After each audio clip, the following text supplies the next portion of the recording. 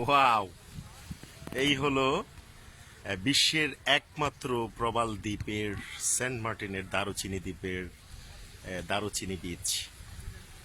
এই এই এদিকে দেখতে পাচ্ছেন ও পাশে বঙ্গোপসাগরের অথই নীল নীল সাগরের ঢেউ, নীল সাগরের ঢেউ আছড়ে পড়ছে।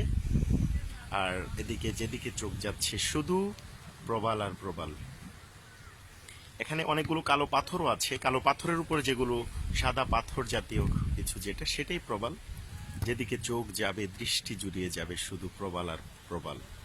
সাগরের অথই জলরাশির বুকে প্রবালগুলো এভাবে এই যে আমি দেখানোর চেষ্টা করছি, এবং অদূরে সাগর, সাগরের জলরাশি উত্তাল ঢেউয়ের মাঝে কিন্তু জলরাশিগুলো ধুলছে।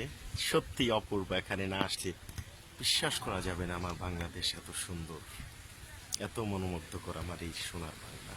এই যে দেখানোর চেষ্টা করছি আপনাদেরকে, মন প্রাণ উজাড় হয়ে যায়, জুড়িয়ে যায়। ওয়াও, সত্যি অপূর্ব আমার বাংলা, প্রাণের বাংলাদেশ।